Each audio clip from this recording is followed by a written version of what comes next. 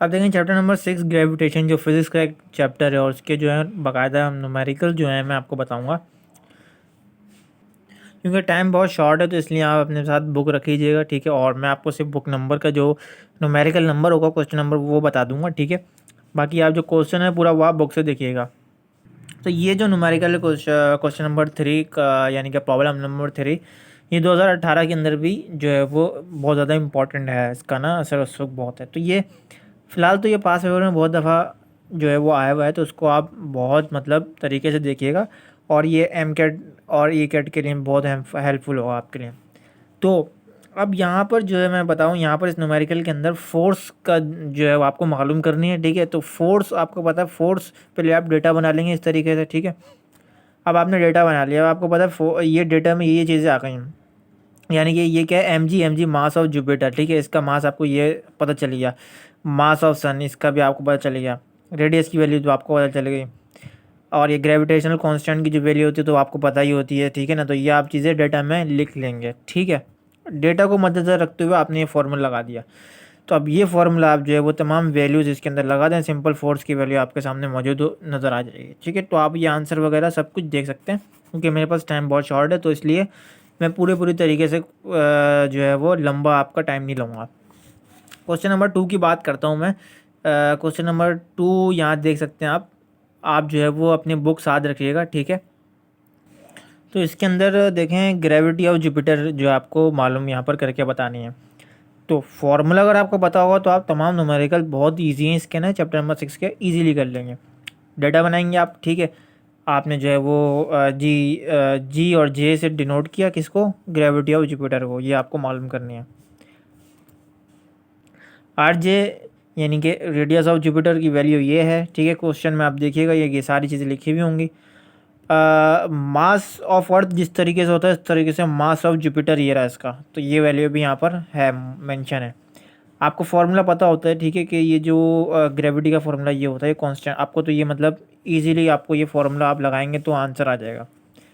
अब g at the surface of the earth, ठीक है ना। तो अब ये आपने हेडिंग पुट करी, ठीक है, यानी कि अब जो यहाँ पर मास ऑफ अर्थ है ना उसकी जगह हम जो है वो एम जे लगा देंगे, यानी कि जहाँ जहाँ यहाँ ई है ना, यानी कि जो अर्थ का जो मास होगा, जो अर्थ का जो रेडियस होगा उसकी जगह जुपिटर लग जाएगा, ठीक है ना। जुपिटर का वो आ जाएगा, फार्मूला इस तरह चेंज होगा। तो यहाँ आप देख सकते हैं फार्मूला चेंज हुआ है, और वैल्यूज़ जो है वो जो जो ऊपर थी वो आपने इसके जगह पुट कर दी, ठीक है। तो जो जैसे ही आपने वैल्यूज़ पुट करी तो आपने जो है वो आगे चलते हैं, इसकी वैल्यू क्या आ रही है, इसका आंसर भी आप देखते रहिएगा साथ साथ। तो इसका आंसर जो वो आ रहा है 25.75, ठीक है। तो ये जो है वो इसका बेसिकली आंसर आ रहा है। तो आंसर आप चेक कर लीजिएगा, मेथड आपके सामने मौजूद है, मैं किस तरह कर रहा हूँ इसी तरीके से आप तमाम न्यूमेरिकल्स करेंगे। तो अब बात करते हैं क्वेश्चन नंबर 4 की, क्योंकि ये भी बहुत इंपॉर्टेंट है, आप अपने बुक में देखिए क्वेश्चन नंबर 4 यानी कि न्यूमेरिकल नंबर 4। तो उसका डेटा बनाएंगे भैया। तो डेटा किस तरह बनाते हैं आपको पता है। तो डेटा आपने इस तरीके से बना लिया कि भैया रेडियस ऑफ मून आपके क्वेश्चन में गिवन है, ठीक है। परसेंटेज है यहाँ पर ना, एक चीज़ का थोड़ा सा डिफरेंस। अब अगर परसेंटेज हो तो उसको आपको सिंपल 100 से डिवाइड कराना है और इस तरीके की वैल्यू लानी है। यहाँ भी परसेंटेज है मास ऑफ मून, इसको भी आपने 100 से डिवाइड किया, ये वैल्यू लिया है। वेट की वैल्यू न्यूटन में आ गई थी है। अब मालूम क्या करना है, ग्रेविटी ऑफ मून मालूम करना है, ठीक है ना। चांद की ग्रेविटी मालूम करनी है, ठीक है। अब आपको पता है कि ग्रेविटी अगर मैं बात करूँ किसकी, अर्थ की, आपके जहाँ आप जिस प्लेनेट पे आप रह रहे हैं यानी कि अर्थ, तो उसकी ग्रेविटी कितनी होती है, तो उसकी ग्रेविटी होती है 9.8, ठीक है, 9.8 इसकी जो होती है कांस्टेंट ग्रेविटी होती है, इतना तो सबको पता है ना भाई। तो अब यहाँ पर देखें मैंने लिखा कि g at the surface of earth, यानी कि ये जो आपका पूरा अर्थ है और इसके सरफेस पे जी का क्या फार्मूला होगा। तो इसका सिंपल आपको पता है क्या फार्मूला है। यहाँ पर ऊपर मैं थोड़ा सा फोकस कर लूँ तो ये देखो ऊपर आपके सामने फार्मूला मौजूद है, g is equal to g capital mass of earth divide by radius of earth square, ठीक है। तो ये फार्मूला आपने यहाँ लगाया। अब इसको देखते हुए यहाँ पर मैंने मेंशन किया जी एम, यानी कि gravity of moon eight the surface of the moon. अब ये आपका अर्थ है और ये आपका मून है, सही है। यहाँ की जो वैल्यू थी जी वो तो ये रही, अब यहाँ की इसके मून के सरफेस की जी की वैल्यू का जो फॉर्मूला होगा वो ये है, सिंपल, ठीक है दोनों का फॉर्मूला सेम, बस नाम जो है वो ई की जगह यानी कि अर्थ की जगह एम लग जाएगा।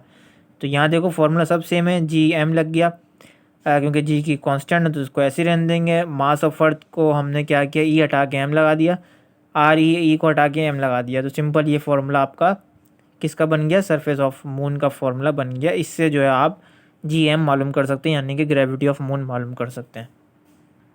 अब देखो ये आपने फार्मूला लगाया, वैल्यूज़ आपको पता थी उस डेटा के अंदर, आपने वैल्यूज़ लगाए, ठीक है। ये आपने सारा कुछ करके ये आंसर आपको लाना है, ठीक है। आप ये आंसर वगैरह देख लें, मेथड देख लें, मैंने आपको सब कुछ बता दिया। उसके अलावा एक एडिशनल चीज़, अगर आपको अर्थ का जो है वो मास नहीं पता और अगर क्वेश्चन में पूछ लिया जाए कि अर्थ का मास भी बताएं, तो आप जो है वो सिंपल, आपको पता है मास का फॉर्मूला होता है W/G, ठीक है।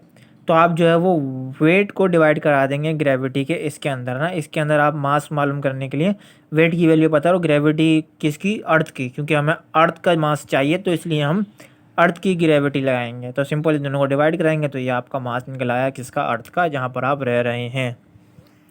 अब इसी तरीके से मैं चाह रहा हूँ कि मैं अपने डेटा को नज़र रखते हुए जो जो मुझे मालूम है, मैं जो हूँ मून का जो है वो वेट मालूम करूँ, ठीक है ना। हमने यहाँ पर मास मालूम किया क्योंकि हमें डेटा में मौजूद था वेट, ठीक है। अब मुझे वेट चाहिए किसका, मून का वेट चाहिए, अर्थ का नहीं चाहिए, अब मून का मुझे वेट चाहिए।